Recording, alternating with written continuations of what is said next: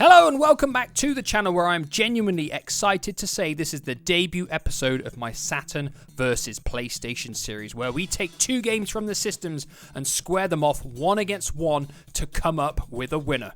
The format for these videos is going to be pretty similar. We will either be taking a look at the same game on both systems and comparing them in every way, or I will be taking a game that was exclusive to the Saturn and squaring it off against a game that was exclusive to the PlayStation and see how they confront each other one-on-one. The format of the reviews is going to be very similar to my standard reviews. We'll take a look at the way the games look, the way they sound, the way they play, what kind of content and lifespan they've got, and we will come up with an overall winner for every single game that we compare.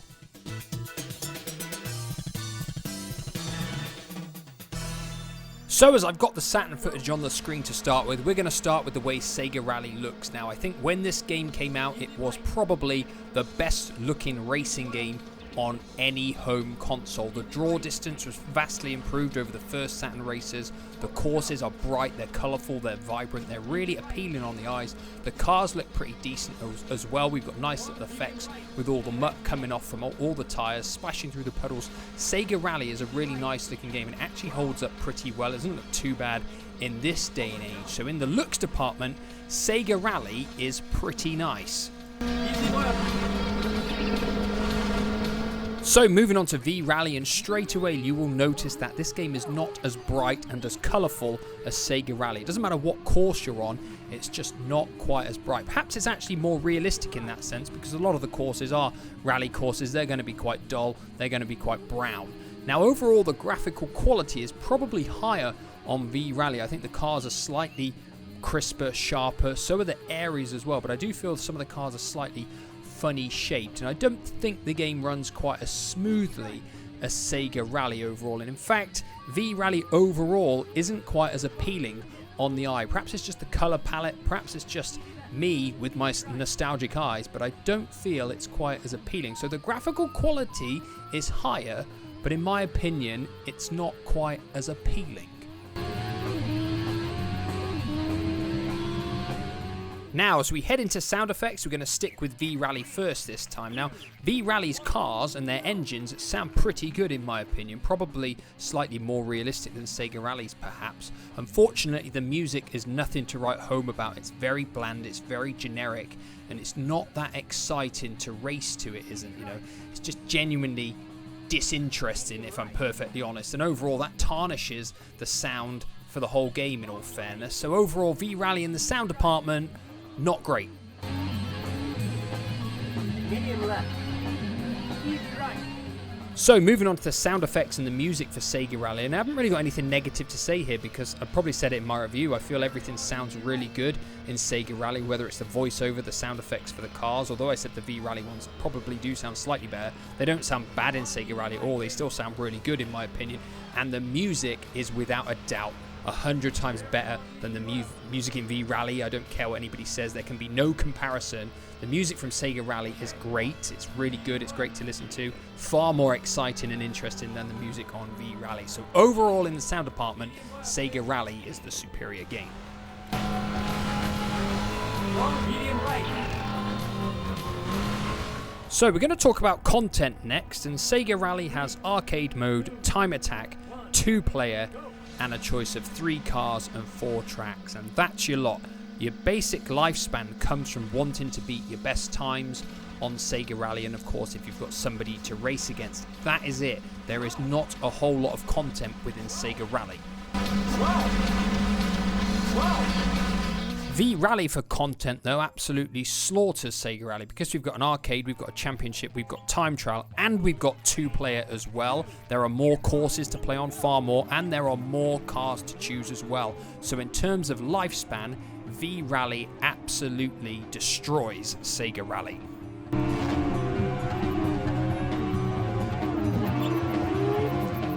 So moving on to the gameplay, and this is the reason why Sega Rally has stood the test of time so well, because it plays absolutely flawlessly. It's still so smooth and responsive, and it feels realistic still, and that's an amazing achievement when you consider Sega Rally is now almost 28 years old, which is absolutely crazy. It still plays so well, it's still so enjoyable, and I can't say a single negative thing about the way that Sega Rally plays. One medium left. Checkpoint. When it comes to V-Rally in the gameplay department, though, unfortunately I can't say the same thing because V-Rally plays absolutely crap. It's so yanky and jerky, and the camera moves as well when you steer, making the game really, really frustrating to play.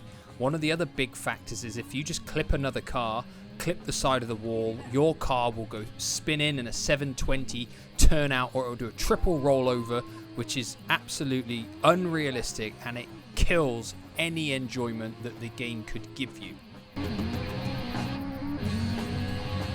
Easy right. So it will come as no surprise that the winner of round 1 goes to Sega Saturn, with Sega Rally destroying V-Rally overall. Far more enjoyable to play than V-Rally. But what are your thoughts on these two games? How well do they compare? Which one do you think is the best? Let me know with a comment down below, and as always, I shall be back soon with another video. Goodbye for now. Hello and welcome back to the channel, where it's time for some more Saturn versus PlayStation action today. Now, I decided to go for this because I've not quite finished playing through the Saturn game that I'm currently playing through, ready for my next review. So I thought we would do another comparison video today, and we are taking a look at the Saturn's most well-known snowboarding game, Steep Slope Sliders, and seeing how it fares against the PS1's most well-known snowboarding game, Cool Borders 2. So last week was a bit of a runaway for the Saturn because Sega Rally really was head and shoulders above V-Rally, but this week we've got games that came out much closer together, with Steep Slope Sliders being released in October of '97 in Japan and Cool Borders 2 hitting a couple of months previous in August of '97.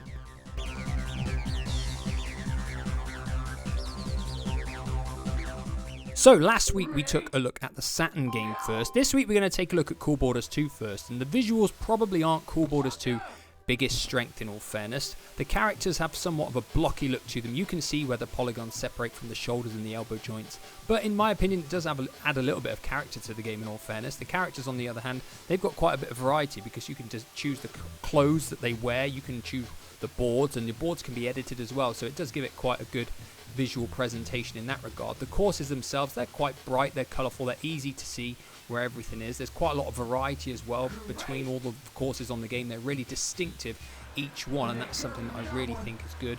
The downside in the visual department, which has been well noted over the years, is the kind of screen tearing, the breakup of visuals in the game. It's irritating. Doesn't break the game, it doesn't make it completely frustrating to play in any regard, but it's there, it's noticeable. You can see the screen tears in the polygons at the side of the screen, sometimes on the actual snow that you're snowboarding on, and it does get a little bit frustrating. But other than that, Cool Borders 2 doesn't look too bad overall, but it definitely isn't one of the PlayStation's highlight games. So moving over to Steep Slope Sliders, and straight away you'll notice there's pretty much less of everything going on. There's less background scenery, there's no other snowboarders to race against, you are simply on the track by yourself. So it's no surprise when I tell you this game doesn't have any polygon breakup or screen tearing. It's certainly nothing like Cool Borders 2, which is obviously a plus point, but you do kind of feel a bit lonely when you're on the tracks by yourself. The courses are probably a little bit more harder to navigate. I don't feel they're quite as clear as Cool Borders 2. You get the big checkpoint signs on that game, and I don't feel Steep Slope Sliders excels in that regard. The shadows as well, obviously they're the terrible mesh effect ones on Steep Slope Sliders, which is something I don't like. And overall, trying to pick a winner in the visual department is really tough because Cool Borders 2 is without a doubt far more adventurous, but what's there on Steep Slope Sliders probably runs and looks a bit cleaner and smoother. So I'm going to have to say in the visual department, it's a tie.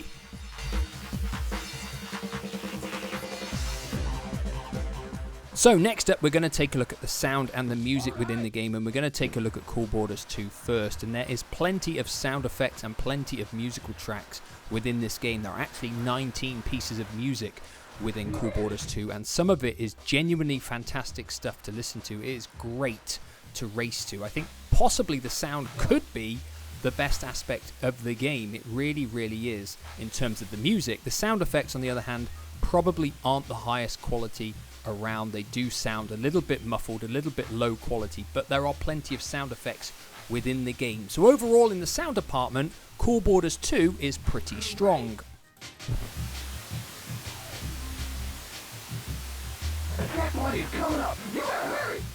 So how does Steep Slope Sliders sound? And it's quite a good sounding game as well, in all fairness. The music tracks in this game are also quite good, but there is one flaw.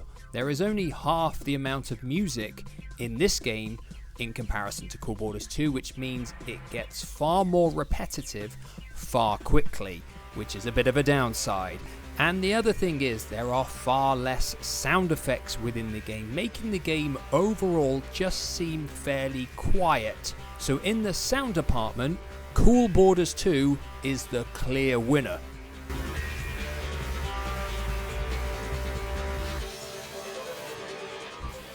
So we're going to stick with Steep Slope Sliders for gameplay, and if you've watched my review quite a while back, then you'll probably already know what I feel about the way Steep Slope Sliders play. It's not too bad in terms of the button layout. You've got a button for jump, button for grabs, rotational buttons with L and R, meaning you can pull off combinations of tricks, spinning moves and grabs relatively easily. The problem that I have with the controls of Steep Slope Sliders is the game feels very floaty and hard to accurately steer. Sometimes your board can get stuck at an awkward angle and you're left trying to rotate L and R to get it back in a straight line, and it genuinely doesn't feel like you have a great control of your board most of the time, and that is the biggest downside for Steep Slope Sliders. I feel the way the tricks can be pulled off is reasonably easy. It's not too hard, it's not overly complicated, it's just the fact that the general control of the board is too floaty for my liking.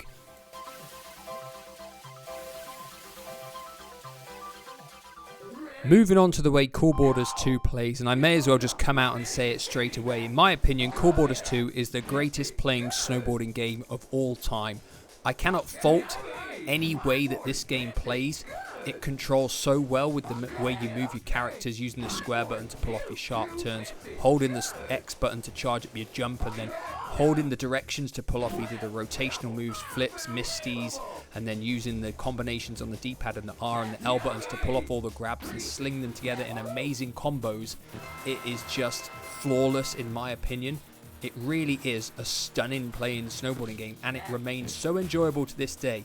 Even 25 years after it came out, in my opinion, this is still the best playing snowboarding game of all time. The move combinations are unbelievable on this game. They are almost infinite, meaning the gameplay is still so refreshing when you pick it up now, because there's every chance you're going to pull off a move combination that you've never pulled off before, and it just makes the game awesome. All of the characters as well have unique ratings and their different strengths. On Steep Slope Sliders you don't have that, and the characters don't feel like they've got any individuality to them, whereas on Cool Borders 2 they are specifically good at different things, and you've got extra characters to unlock again who are even better at pulling off the tricks, which means the gameplay is just absolutely superb for Cool Borders 2.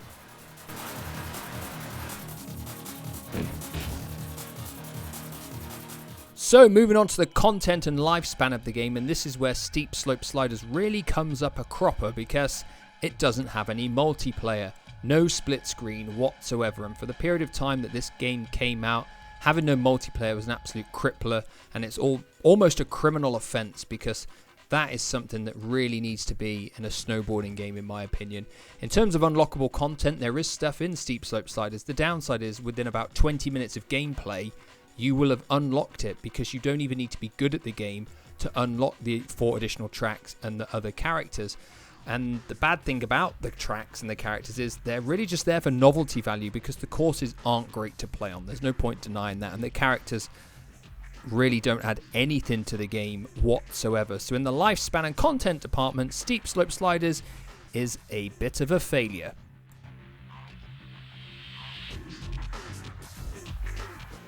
One thing that Cool Borders 2 absolutely excels on is the amount of content on offer in this game. It is absolutely fantastic. The amount of courses that you can race on, the stunt courses where you go down to pull off your biggest possible stunt, with a half pipe, a board park, unlockable characters, a fantastic championship mode where you progress through all of the courses, qualifying for each one.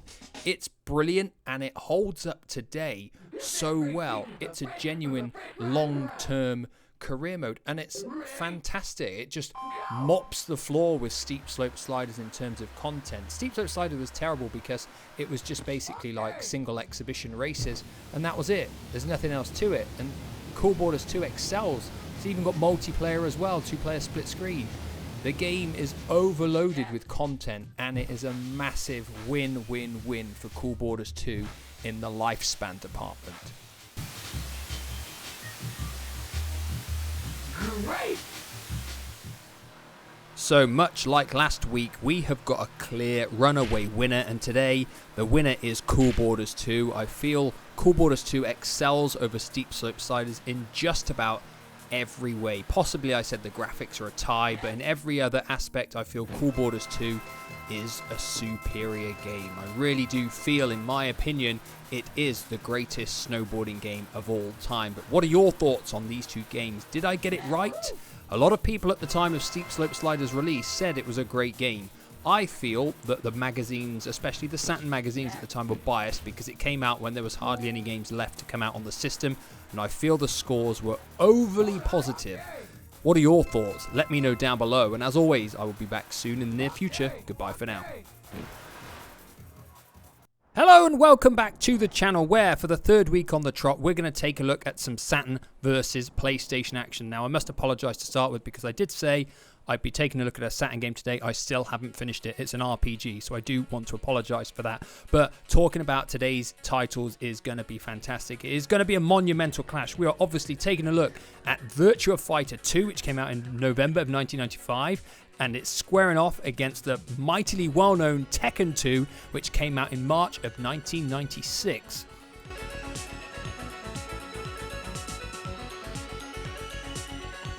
So before I go on to the comparisons, I just want to say something about both of these games, and that is that both of them sold very, very well upon their release. Virtua Fighter 2 sold over 2 million copies worldwide, whilst Tekken 2 sold over 5 million copies worldwide, making both of them very well selling titles.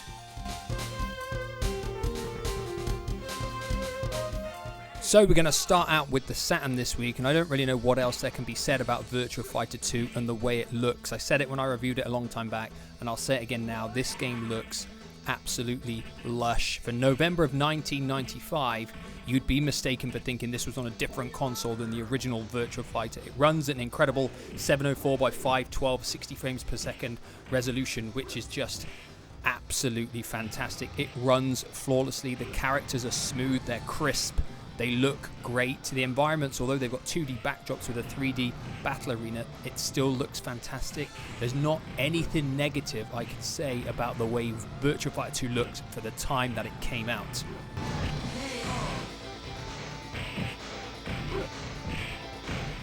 So moving on to Tekken, and straight away you will notice that the characters have got a far blockier look to them. They're not as smooth, they're not as crisp, and they definitely use less polygons in the models. The game only runs at 512 by 240 resolution as well, and it shows. The game looks older than Virtua Fighter 2 despite being several months newer.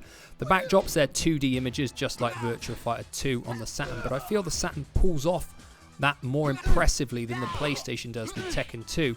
The colour use in Tekken 2 as well, it's quite dark, very dull stages, and I think it fits the game, but for me, I feel Virtua Fighter 2 has a better use of colour overall, and in the looks department overall, Virtua Fighter 2 runs out the clear winner.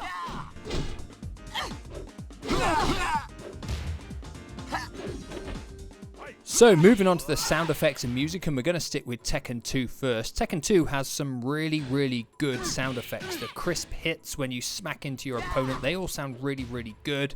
The voice sampling as well is really high quality. It's really, really clear, which is something a lot of games back then didn't really have at that point in time. So I'm going to give Tekken 2 its props for that because it really deserves it.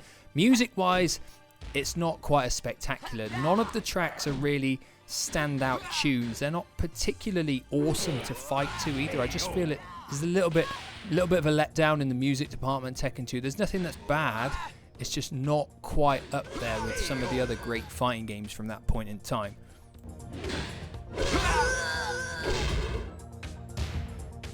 So moving on to the sound effects for Virtua Fighter 2, and it's pretty much a role reversal with Tekken because the sound effects on Virtua Fighter 2 are not as good as Tekken 2. They're simply not as clear. They are definitely of a lower quality. But that being said, Virtua Fighter 2 has one of the greatest soundtracks to a fighting game ever. Some of these tunes are so memorable and they are absolutely brilliant to fight to and just listen to in general. So overall, in the sound and music department, I have to give it to Virtua Fighter 2 based on the fact that it has such an amazing soundtrack.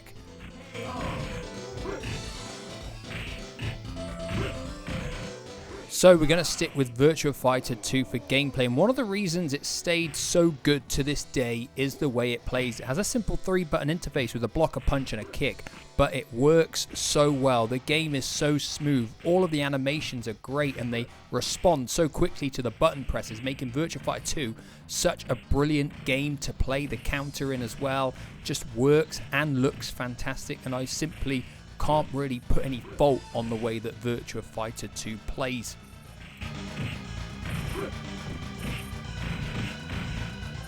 So moving on to the way Tekken 2 plays, and it does play a fair bit different to Virtua Fighter 2. It uses a 4-button interface with a left punch, left kick, right punch, right kick. No block button here, you press backwards to block, and it actually functions really well. In fact, I'd probably say when it came out it was the best playing 3D fighter on the PS1.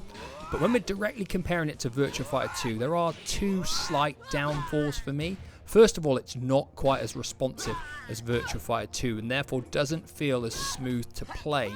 The other one being when you sometimes input the command combos to pull them off, it kind of feels like a short cinematic sequence almost when you're doing these moves, and then if you miss them the computer can just attack you straight after. So that is for me the two downsides for Tekken 2.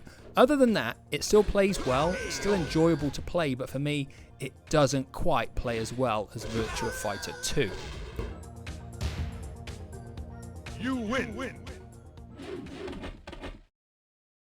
So moving on to Tekken 2's strongest point, and that is without a doubt content. We've got arcade mode, team battle versus, of course, time attack, survival and practice, and also the fact that for every time you complete arcade mode with a character, you will unlock another extra character, meaning that Tekken 2 has loads of characters to select and learn to play with, which is great. They all have their own ending video as well, so it's worth playing through the game with each one to see their ending sequence. So in terms of content and lifespan, Tekken 2 does very well.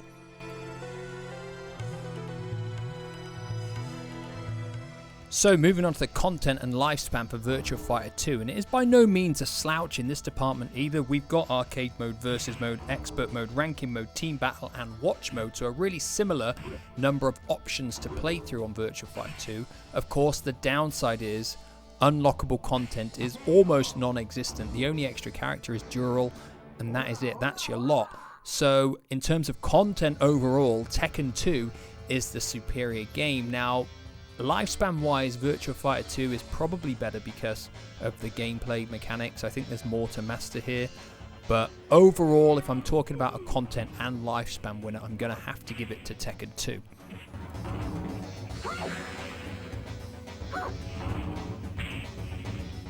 So of course the most difficult part is coming up with an overall winner, and some people will be saying, well, you've said that Virtua Fighter 2 looks better, sounds better, plays better, surely it's the better game overall. But Tekken 2 is no slouch in any of those departments, and it has a far better roster of characters, so it is a lot closer than what you may think. But overall, this week the winner is the Sega Saturn with Virtua Fighter 2. It remains such a fantastic playing game to this very day. Now of course, as always, I want to hear people's views down below. I want to know what you think is the best out of the two of them. If I've got it right, if I'm overly critical, if I'm too positive, anything like that, let me know down below. I found so far with the previous two games, it's been quite a good way to interact with people, these videos. So let me know down below your thoughts, and as always, I shall see you again soon for another video. Goodbye for now. Hello and welcome back to the channel, where it is time for another Saturn versus PlayStation video. Today you'll see from the title that we're taking a look at the multi-format game Hardcore 4x4, which came out towards the tail end of '96 on both systems. We're going to be taking a look at how it looks, how it plays, how it sounds, and of course what kind of content and lifespan it's got on both systems, and which version comes out on top. So as we started with the Saturn first last week, we're going to start with the PlayStation first this week, and I was relatively surprised when I loaded up Hardcore 4x4 because it ran and looked far better than what I remember it being like when I originally played it on the PlayStation. The graphics aren't actually too bad, the textures are pretty decent on the tracks as well, the trucks look okay, and the game runs at a relatively decent frame rate. There's no major slowdown. Even when multiple cars are on the screen smashing into each other, the game actually runs pretty decently. All the courses look varied. There's loads of different weather effects as well, which are great, but unfortunately they make the game harder to play. But in the looks department overall, the PlayStation version of Hardcore 4x4 isn't actually that bad.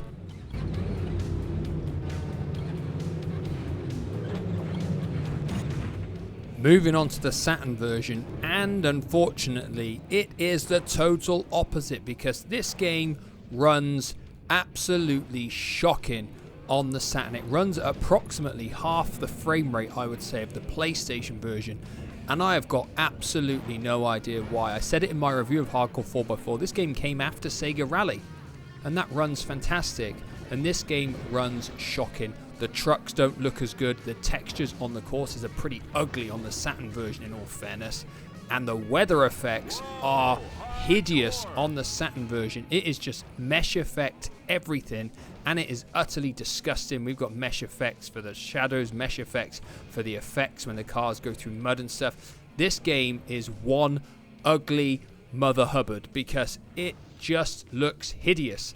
And it runs hideous as well, and we'll go on to how it runs later on because it severely hampers the game in other ways as well. So in the looks department, it is an absolutely smashing victory for the PlayStation.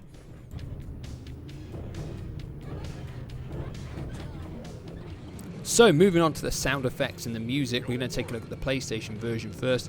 And there's no real issues here. The sound effects within the game are absolutely fine. The voiceover, he's slightly more frequent than what I remember on the Saturn version. And the music, although it's very generic, is perfectly pleasant to listen to whilst you're racing around and smashing around the courses. So in the sound department, there aren't really any issues at all for the PlayStation version. Sandblasting now.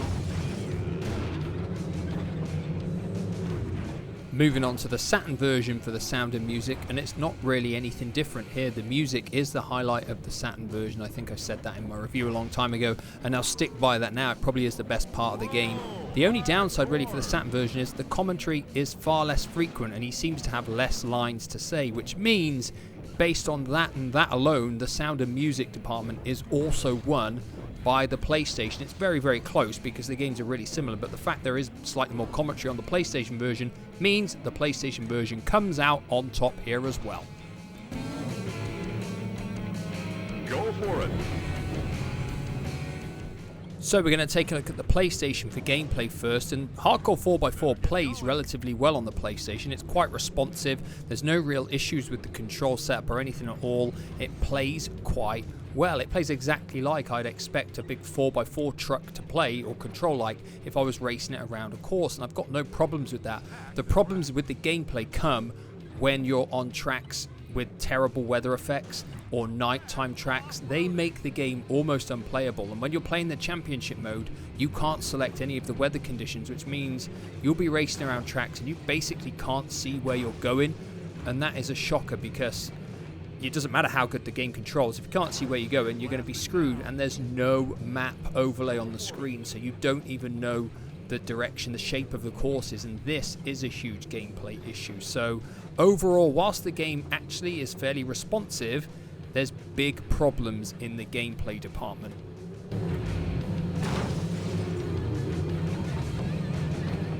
So moving on to the Saturn version for the gameplay, and what you need to do is take away all the good things that I just said for the PlayStation version and amplify all the bad things by 10, because Hardcore 4x4 on the Saturn plays absolutely terribly. It really does. Even at the best of times, the truck is so laggy and unresponsive when you're controlling it. It makes it impossible almost to win races. It is a shocking game to play, and when you add in the horrific weather effects which increase the lag further, or nighttime racing, this game becomes almost, actually no, it does become unplayable. It's an unplayable mess. and it brings you zero enjoyment whatsoever. It plays shockingly bad. There's nothing that's redeemable about the way that Hardcore 4x4 plays on the Saturn. So in the gameplay department, the PlayStation comes out on top yet again.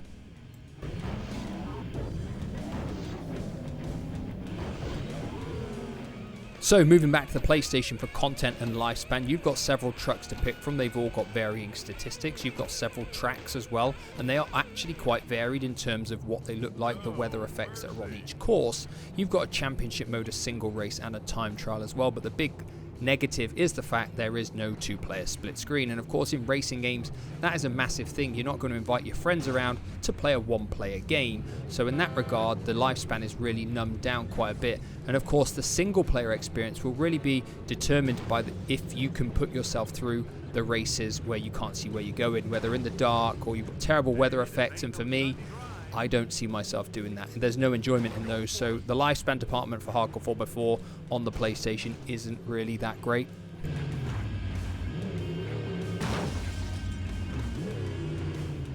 Moving back to the Saturn, and everything I've said on the PlayStation really applies here as well. Of course, we've got the same options, the same tracks, the same cars, no two-player, but of course the lifespan is worse on the Saturn because of the horrific gameplay. There can be no denying that this game brings zero enjoyment to play. Therefore, regardless of whether you've got championship and time trial or anything, you just don't want to play any of them because the gameplay is a crippler. So in the lifespan and content department, I'm afraid to say the PlayStation is going to get a clean sweep this week because it wins there as well.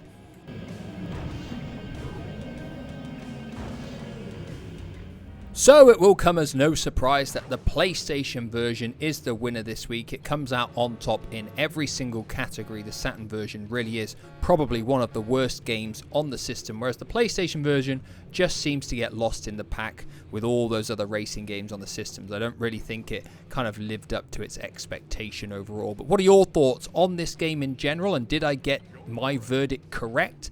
Let me know down below, and as always, I will be back soon in the near future with another Saturn versus PlayStation comparison. Goodbye for now. Hello and welcome back to the channel, where of course it's time for some more Saturn versus PlayStation action, and today we have got two games that when they came out were the very best in their genre on each of the systems. We're talking about Sega Worldwide Soccer 97, which was the best football game on the Saturn when it was released, and of course International Superstar Soccer Pro, which was the same for the PlayStation.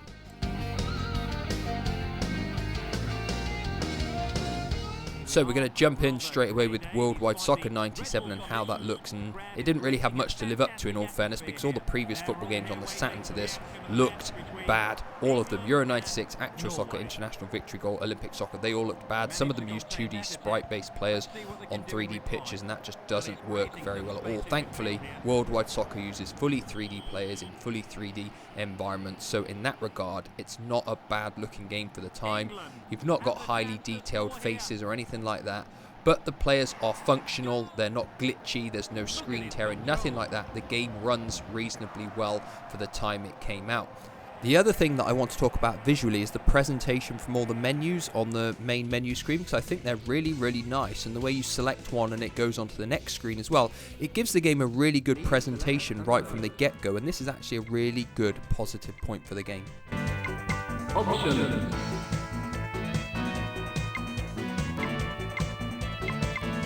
So moving over to ISS Pro, and when this game came out, it was the best looking 3D football game on the PlayStation from what I remember. Definitely better than all the games that came before it. The players are quite clear, quite clean.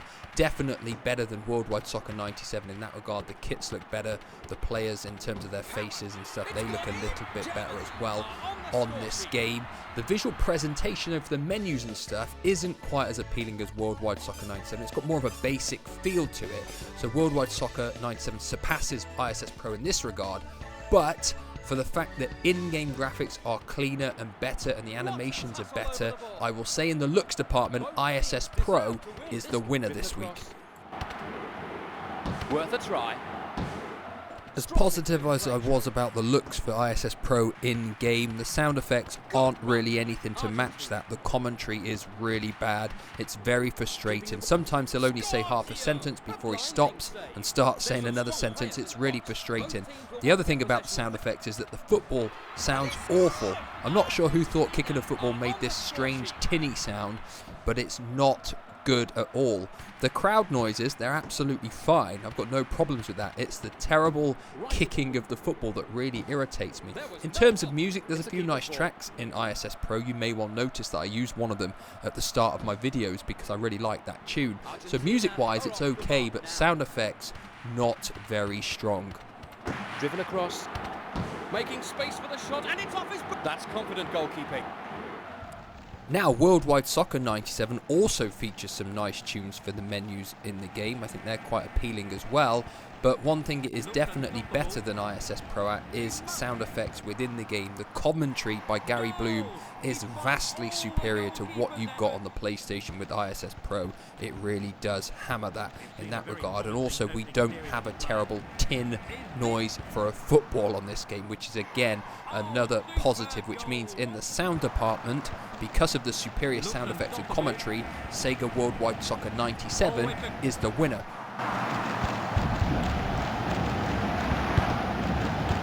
So moving on to gameplay, and Worldwide Soccer 97's pad layout is pretty decent. We've got a shoot button, a pass button, a long pass button, a sprint button, a change cursor button, and then buttons to do man marking and pressing and so on. So it works absolutely fine. Unfortunately, when you're playing the game, especially now, you realise the game feels a bit rigid. It's not smooth in the way that you pass and turn and move, and the game feels it's just somewhat predetermined when you shoot and when you pass. You don't feel like you've got full control over where everything is going. Now, when this game came out, when I originally played it, it was the best playing football game on the Saturn, but so many years later you realise these flaws and they stand out so much more because of the other football games we played then, since that time. So overall in the gameplay department, it just feels a bit restricted, a bit limited, and a bit too predetermined. He looks unstoppable. So moving on to ISS Pro, and what you've got here is basically the start of the Pro Evolution Soccer series, which means the game plays really well. It's got the same type of control scheme that you know and love from all of the games in the series that followed, and that means that ISS Pro plays a better game than Worldwide Soccer 97. I can't deny it. It's easier to pass the ball around and move. You feel like you've got a better control. You feel like you can score more spectacular goals on this game as well. Just overall in the gameplay department, it's a far more enjoyable experience. Meaning that this week in the gameplay department, the winner is of course ISS Pro.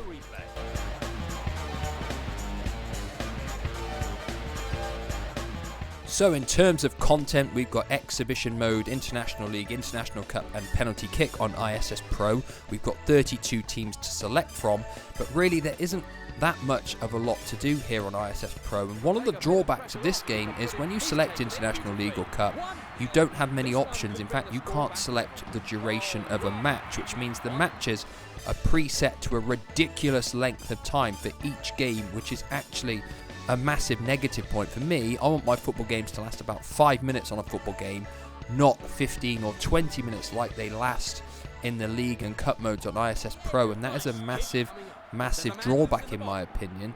Yes, there's cups and leagues to do, but they're going to take you a very long time. Whether you've got the patience to sit through a game that takes 20 minutes to play or not is really up to you.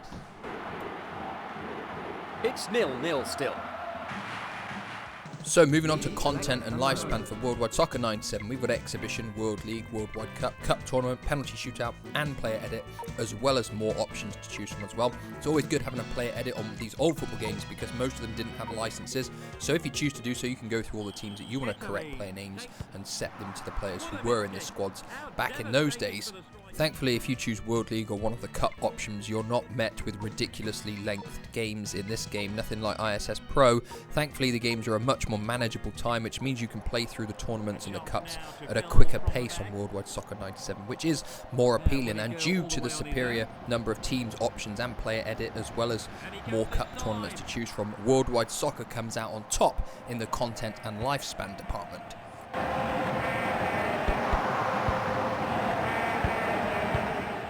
Without a doubt, picking a winner overall this week is the hardest week thus far. Both games have their perks. Worldwide Soccer 97 has better presentation on the menus, better sound in the game, and also better options. But ISS Pro is a better looking game in-game and a better playing game. And it is for those reasons that this week's winner is International Superstar Soccer Pro. The fact that it plays a more enjoyable game of football at a much slicker pace means it comes out on top this week, which also means the PlayStation takes a 3-2 lead overall.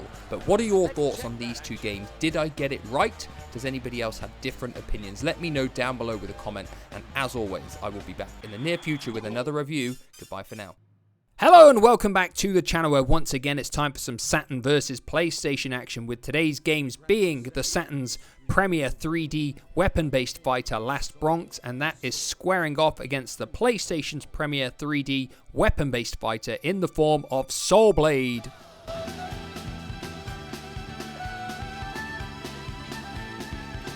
So if you're new to the channel or just unfamiliar with my comparison videos, what we do is we take a game off the Saturn and a game off the PlayStation, and we compare them in the looks department, the sound department, gameplay and content and lifespan, and see which game comes out on top. We will either take a look at the same game across both systems, or a game that was exclusive to the one and not on the other.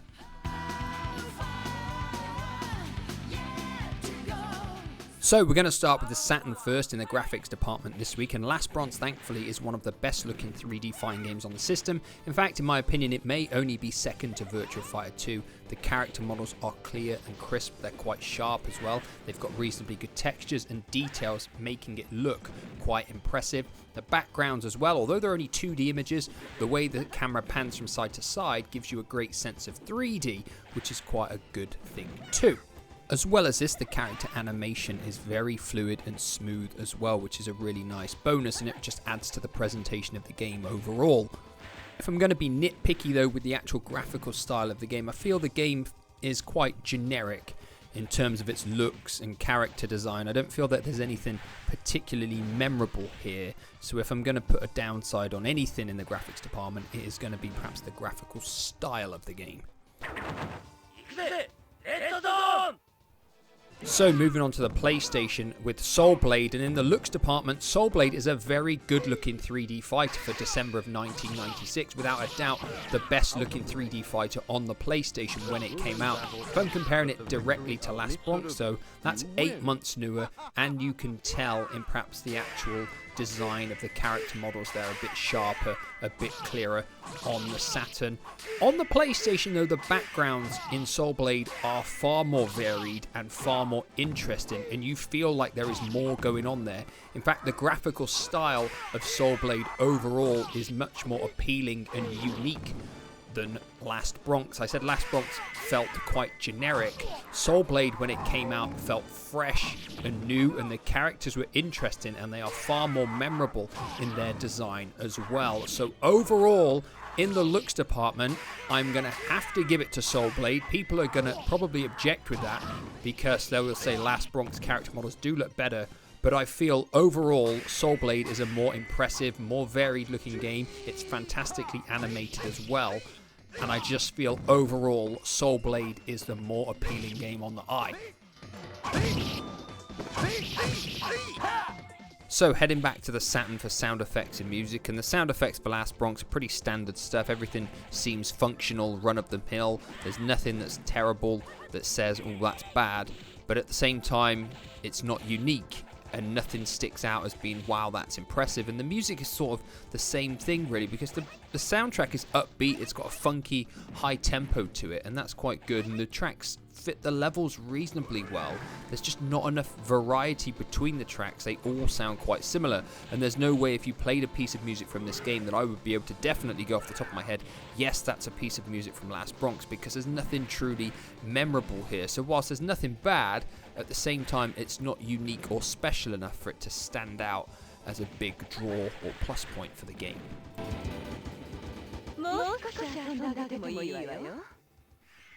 So, heading back to the PlayStation with Soul Blade for sound effects and music, and if there's one thing I wouldn't want to have to do as a game, it is face off against Soul Blade in the sound effects and music department, because this game is absolutely brilliant with both. The sound effects are memorable with fantastic voiceover work for the characters and also the chap who introduces the battles on every stage. It is really, really good stuff. And the music is just simply brilliant. There's nothing that anybody can say that's going to ever change my mind on that. The medieval score for the game is just absolutely fantastic. This is some of the very best music on any fighting game from this generation ever. So when it comes to comparing the two in sound effects and music, Soul Blade is the absolute runaway winner.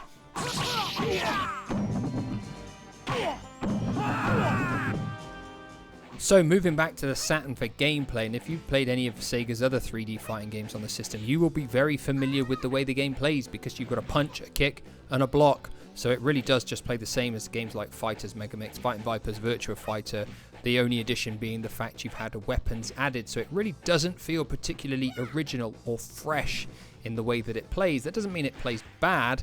It just doesn't add enough new. The only addition really is the fact that you can pull off aerial combos when your opponent's in the air. You can hit them a few times before they land. And that really is, to me, the only addition. And it's not something that makes the game stand out enough. So overall, in the gameplay department, I do feel that Last Bronx is somewhat disappointing. So heading back over to Soul Blade for gameplay, and what Namco could have done here is just implement the Tekken control scheme and give the characters weapons. That would have been the easy thing to do. But back in these days, Namco wasn't like that, and they were willing to try something new, so they gave it a different control scheme of a kick, a horizontal attack, a vertical attack, and a block, added in the weapons, and the game feels, still now, fresh and innovative for the time that it came out.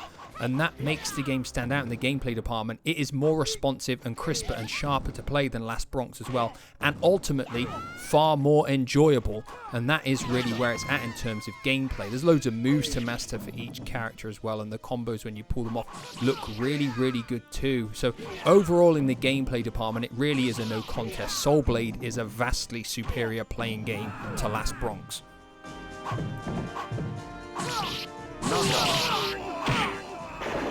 In terms of content, we've got arcade mode, VS mode, Saturn mode, survival mode, time attack mode, watch mode, movies, portraits, aerial combo practice, and free practice mode on Last Bronx. So it appears that there's a lot of content within the game. Obviously, 2 of those are only practice modes. They're not going to give you a lot of gameplay.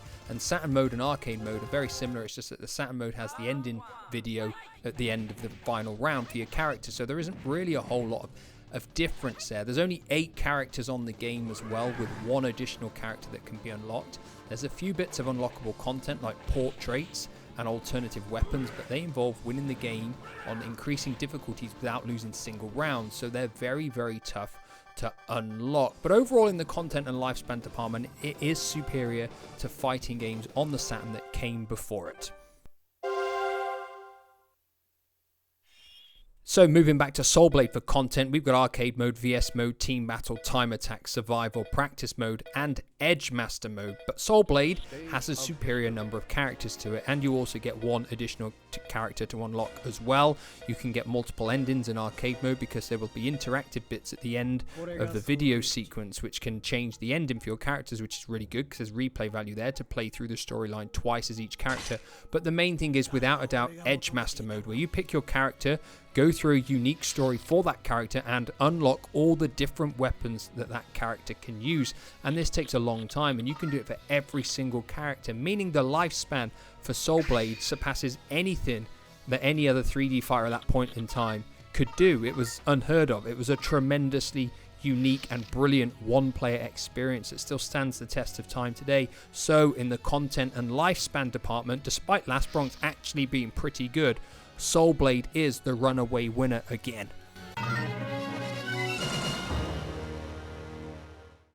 So it will come as no surprise when I say that Soul Blade is this week's winner. It really does outdo Last Bronx in pretty much all regards, and it means the PlayStation takes a 4-2 lead in the series as well. Last Bronx is pretty much a case of a big fish in a small pond, and then when it's got to compete against one of the big boys off the PlayStation, it simply isn't as good. I don't think anybody can say anything that is going to change my mind on that. But the important thing is, what is everybody else's thoughts on these two games and how they compare? Did I get it right? Have I been overly critical on Last Bronx, or perhaps I'm so biased towards Soul Blade because the Soul Calibur series is my favorite series of fighting games of all time? But I genuinely do think Soul Blade is a better game. I'm going to give you a little preview as well. In 2 weeks time, my next comparison video will be a racing game, a 3D racing game compared across both systems. Different titles though, I should say, so that will be something to look forward to. But until then, thank you for watching. Like, comment, subscribe, all of those good things, and I shall see you again soon for another video. Goodbye for now. Hello and welcome back to the channel, where once again it's time for some more Saturn versus PlayStation action, and this week's video promises to be probably the closest comparison yet, because we are taking a look at Daytona USA Championship Circuit Edition and how that squares off against Ridge Racer Revolution. So this week we're going to start with the PlayStation first in the graphics department, and Ridge Racer Revolution for December of 1995 isn't a bad looking racing game in all fairness. I think it's quite clear, it's quite crisp, everything runs quite well, the tracks all look reasonably good, and the game does have quite a good draw distance. In fact, I'll be honest, I don't really think I noticed any pop-up in this game at all, which is really impressive for the time. Downsides would probably be the fact the game hasn't really improved over the original Ridge Racer. In all fairness, the cars still do look quite primitive, and the menus as well, they look really basic and simplistic. I don't really think they look that appealing. I really think they could have progressed those as well. So overall in the looks department, Ridge Racer Revolution isn't that bad.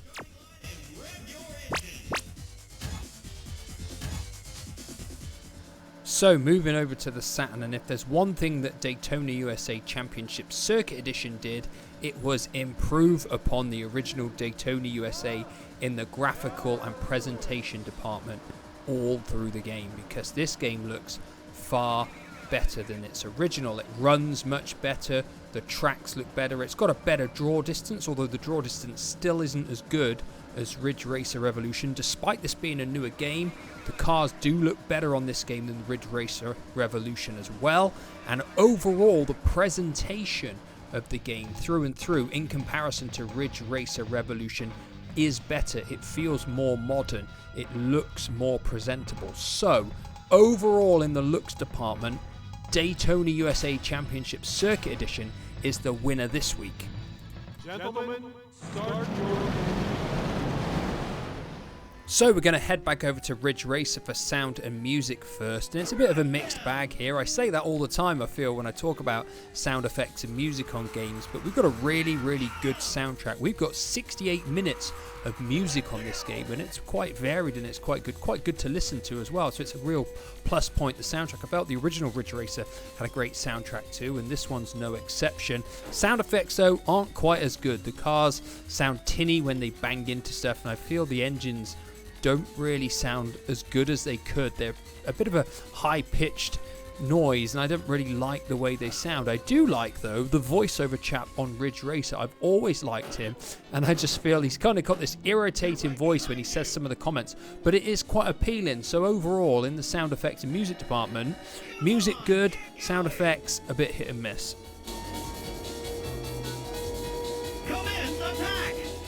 So heading back to Daytona to talk about sound effects and music, and it's quite a similar story here too in terms of the music being quite good. It's been redone from the original Daytona, so it feels quite fresh, and that's an appealing thing. A downside would be there's only 47 minutes of music in this game, so that's quite a big difference in comparison to Ridge Racer Revolution. So if you're going to get tired of one game's soundtrack sooner, it's going to be Daytona USA. Sound effects for the cars and engines though are definitely better in Daytona USA Championship Circuit Edition, but the voiceover chap not as good on this game. I just don't think he's as appealing, not as good, and not as clear either. So overall then, in the sound effects and music department, Ridge Racer Revolution comes out on top. So heading back to Ridge Racer for gameplay, and I have fond memories of playing this game when I originally bought it, but going back to play it now, you realise it doesn't really play as well as you thought 25 years ago. It's got a really light, floaty control system that I don't particularly enjoy, in all fairness. I don't like the power slide mechanics as well, because you'll launch into a power slide, then all of a sudden your car jerks back and you go straight into a wall, and it's infuriating. And one of the things about the walls is that if you just clip the walls on this game, it kills your speed massively. It's really, really frustrating, and that is a massive downside for me when going back to play in this game. One small positive that I will point out is the fact that the cars do have different attributes, and you can distinctly notice if a car's got better handling, better speed. Those things are in there, so that's actually quite good, because it's a fairly old game. So sometimes in older games, Hardcore 4x4 is a great example where you don't really notice the statistical differences in the cars, but in Ridge Racer you definitely do. So heading back to Daytona for gameplay, and if you've watched my review of this game, you'll know that I'm not a major fan of the way that Daytona Championship Circuit Edition plays. I feel the controls are still like jerky and not particularly smooth, and the power slide mechanic on this game, I'm not a fan of that either, but it is definitely better than Ridge Racer Revolution. Of course, my big gripe with this game was in the gameplay department. When you hit a wall on this game, your car flips upside down and around, and it's very frustrating. Even more frustrating, I think, than clipping the walls in Ridge Racer. But that being said, when I look at both the games head to head, I feel that Daytona USA Championship Circuit Edition actually plays a bit better than Ridge Racer Revolution. That's mainly down to the fact it doesn't have the floaty style controls. I do feel this game is slightly heavier in the way that it controls overall, and I do feel that is better. So the winner of the gameplay department is Daytona.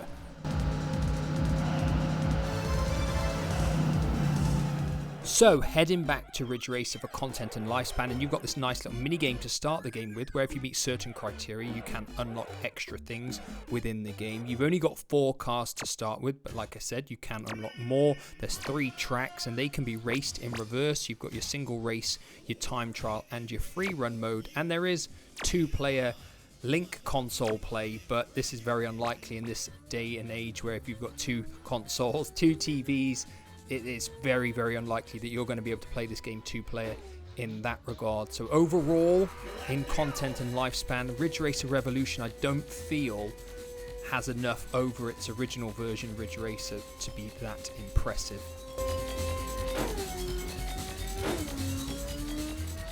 So heading back to Daytona, and we've got Arcade Time Attack 2-player. We've got a superior number of courses which can all be raced in reverse. We've got a superior number of cars to start with. You can unlock the extra Daytona car as well, but overall Ridge Racer does actually have more cars when you unlock all the extra ones on there. But the key thing really for Daytona, I suppose, is the fact that it's got 2-player split screen, and this adds much more lifespan to the game, in all fairness. And I feel overall Daytona USA does have more replay value and more lifespan, really, because it's got more tracks, and once you race them all in reverse, that means you basically got like 10 courses in comparison to 6 on Ridge Racer. And I feel that plus the 2-player option really means that Daytona USA also comes out on top in the content and lifespan.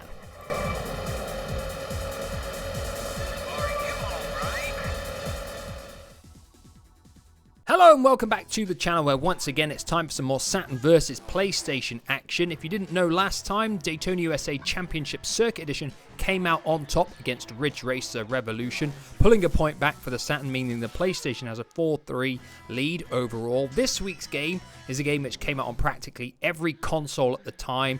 It is of course Street Racer, that Mario Kart style beat-em-up racing game. So this week we're going to start with the PlayStation game first in the looks department, and for all intent purposes Street Racer is a really nice looking 2D mixed with 3D Mario Kart style racing game. I really love the sprites for the characters on this game. The background images, I really like those as well. One downside I'd say on the PlayStation version is I don't feel like there's enough 3D scenery in the large majority of the levels. I feel like they could have done more with the PlayStation. This came out towards the end of 1996, so they'd had a couple of years really to get grips with what the PlayStation could do, and I just feel like this game didn't quite make the best use of the PlayStation's maximum potential. Really, for what it is though, it looks nice, it runs really well. I haven't got any complaints about the way it looks. I just feel like it could have given us perhaps a little bit more. So moving across to the Saturn for the visuals, and even if you're a PlayStation fanboy, you cannot deny that the Saturn version looks far more visually impressive and appealing right from the get-go. You've got clouds floating, you've got shadows, you've got far more three-dimensional scenery on all of the courses. It genuinely looks a far better game, but it runs just as well. There's no slowdown here, and it's an example of a game I feel that uses the Saturn to much more of its capability than a lot of other racing games did. In fact, I think Street Racer is probably one of the best looking racing games on the entire system. Overall, in the visuals and looks department, it really does put the sword to the PlayStation version. However, there is one small advantage that the PlayStation version does have, and that is the quality of the full motion video within the game. Now, there's not a lot, just at the beginning and at the end, but the PlayStation version has a much bigger screen size and also far more frames of animation. I've no idea why this is the case. But regardless of that, in the looks department, there can only be one winner in this game, and that game is the Saturn version. So moving across to sound effects and music, and there isn't really any need to talk about the games individually here, because from my experience they both sound exactly the same. They've got the same sound effects, they've got the same musical tracks. There is no difference between either version as far as I'm concerned in this department. What you will know is that Street Racer does have some pretty nice tunes to race along to. I spoke about it when I reviewed the Saturn version probably about a year ago now, and this game was in my Sega Saturn top 10 for quite a while. But because there are no differences between the sound effects and music, it is of course a tie in this area.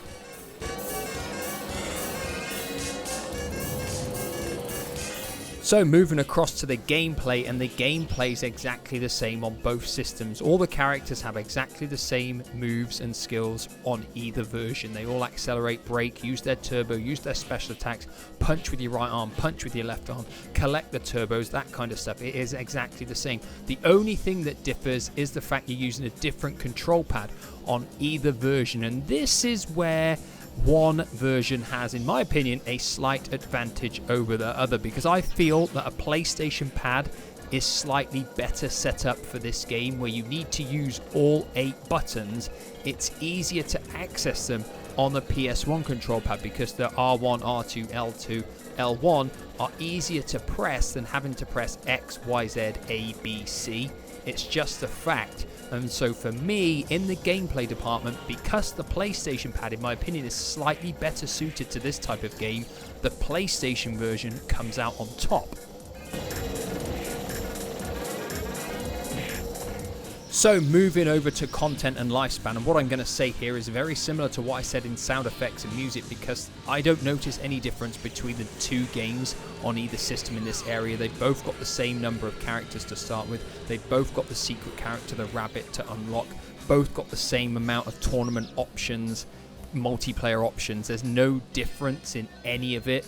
So it's impossible to say one version is better than the other for content and lifespan. So in this department, it is a tie as well.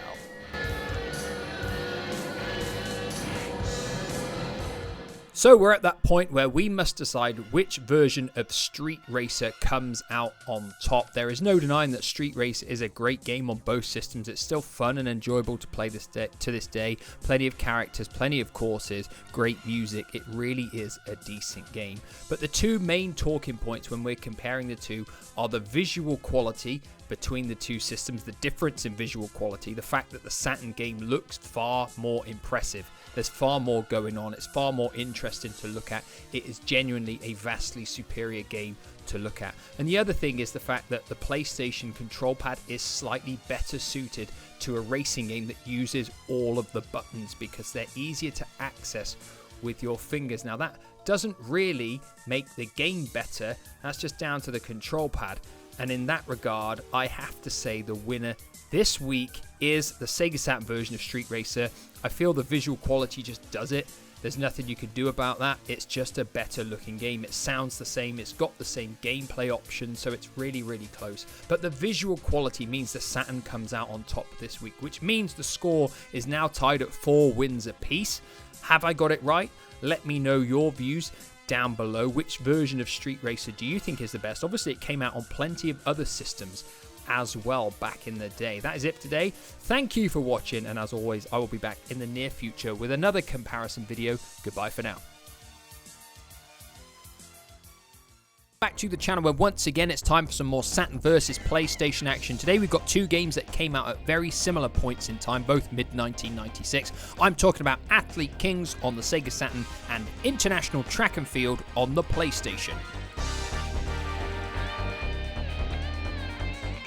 So first up for visuals this week is the Saturn and Athlete Kings. As you may well know, runs in the Saturn's high resolution mode at 60 frames per second, meaning we're getting a really sharp, crisp looking game that is very smooth and well animated as well. Everything about the visuals for Athlete Kings is really, really appealing, whether we're talking about all the events, the characters, or the text overlay in the menus. It's bright, colourful, and very clear and sharp. So overall in the visual department, Athlete Kings is a very appealing title.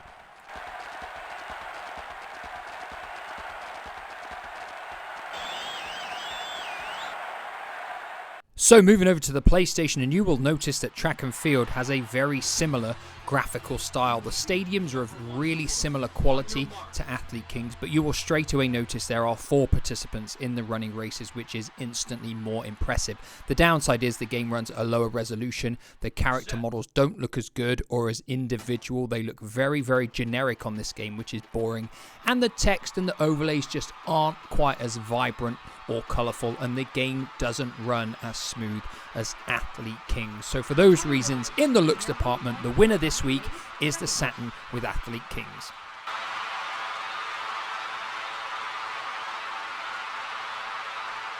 So moving on to the sound effects and music next, and in terms of all of the athletics events on both games, both of the titles sound pretty decent. All the sound effects are perfectly good for what they are, bringing home the feel of all of these different athletics events to your home console. Now where there's differences start in the fact that Athlete Kings has voiced characters, and this helps add much more character to the game. The characters on Athlete Kings already stand out because they're fake characters made to look unique and individual, and in some terms goofy as well. It gives the game more appeal, and the voices suit those characters too, so it's a definite plus point over Track and Field.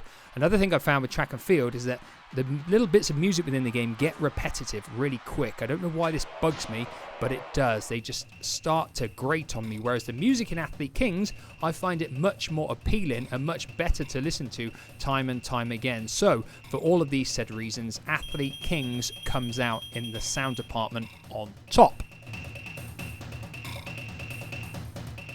So moving on to gameplay next, and if you've played both of these games, then you'll know that they play a very similar game. Most events involve you smashing some run buttons to build up speed, and then pressing the action button to pull off whatever the action may be for the event, whether it's throwing a javelin, throwing a shot put, or even just ducking your head at the end of the 100 meters.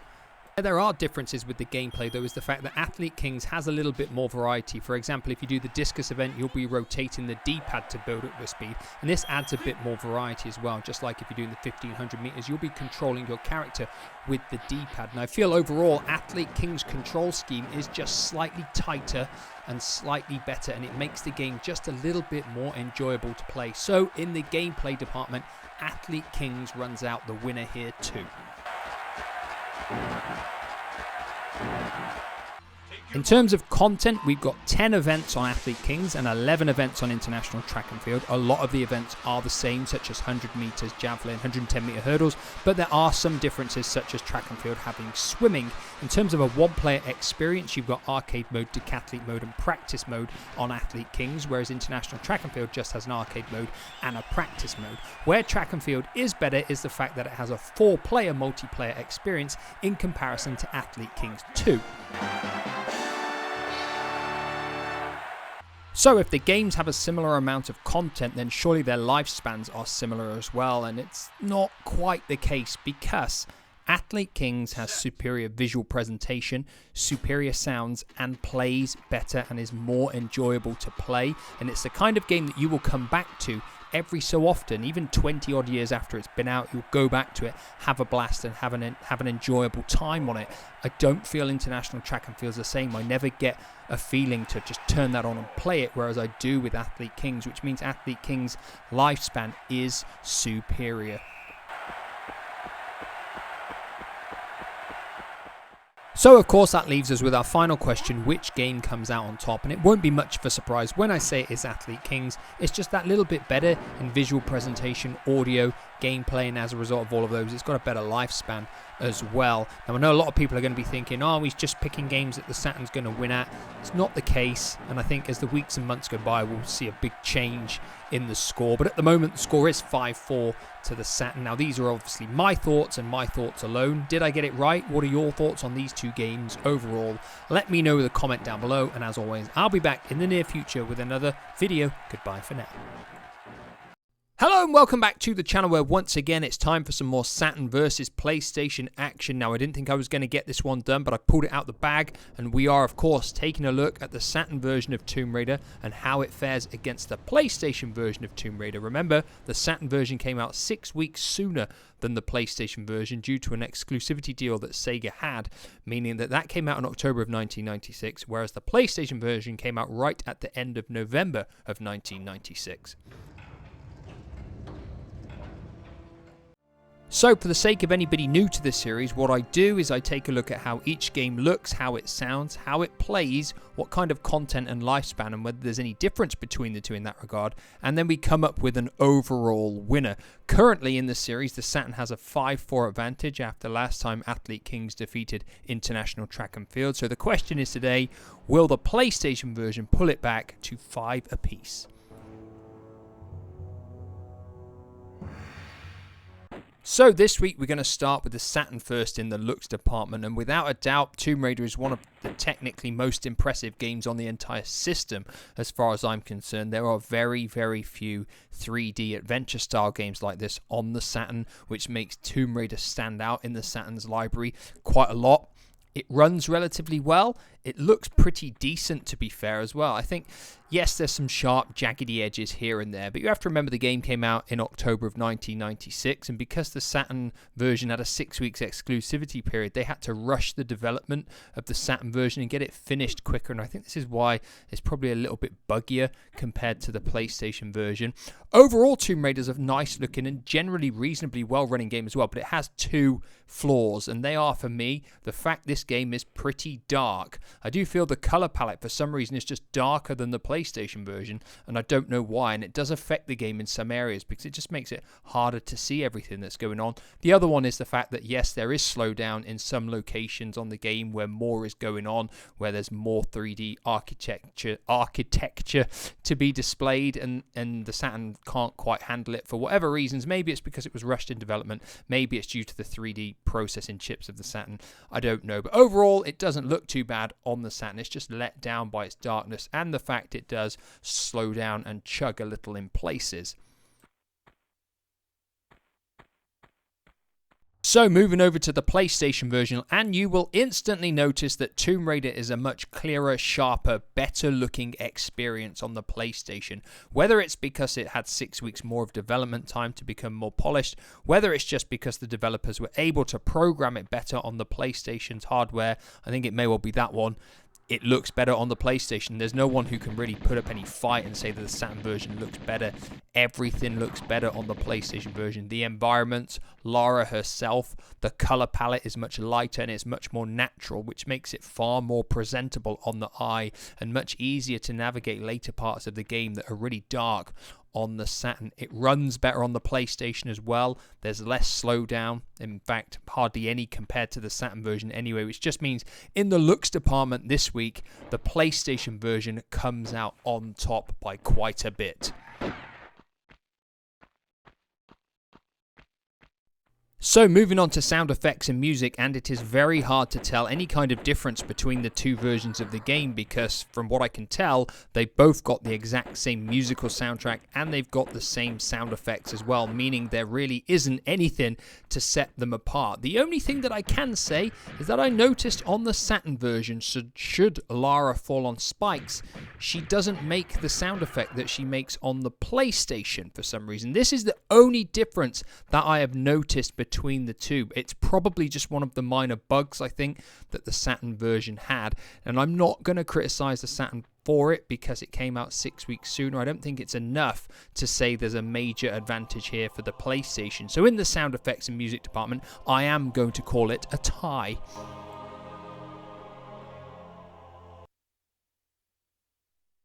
So moving on to the gameplay department next, and it doesn't matter which version you play because Tomb Raider is a fantastic playing game on either system. Lara's got a great array of moves, whether it's jumping, shooting, rolling, backflips, grabbing onto things. It's a really good playing game. Even if you go back and play it now, I still feel, yes, it's a bit clunky compared to games nowadays, but it actually plays well and it's still really enjoyable to play. But obviously you want me to talk about the differences between the two, and the only difference in the gameplay is the difference in the control pads. Now the Saturn pad does not suit this kind of game quite as well as the PlayStation pad. And why is that, you're asking? Simply because of the button layout on the control pad. Having the two shoulder buttons on either side on the PlayStation controller gives this game a better feel, a better gameplay and experience. It's that simple. The Saturn pad is much more suited to a 2D fighting game where you want 3 punching and 3 kick buttons, but when you've got 6 buttons all next to each other that do a variety of different things, including sidestepping, it doesn't quite function as well on the Saturn. And for that, and that reason alone, it means the PlayStation version comes out on top in the gameplay department.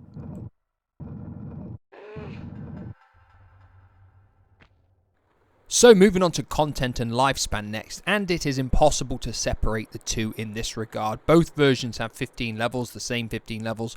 Both versions have 45 secrets to unlock as well. They've got the same weapons on both games too, so there really is no difference in terms of content. The only differences are really of what I've highlighted before, the graphical differences and the way the games run and perform. They really are the only differences in this regard. So you're going to get the same length of adventure regardless of which version you play. It's really just a question of which version you'd rather play, whether you prefer a Saturn pad or a PlayStation pad, or whether you want the slightly better looking game, which is the PlayStation version.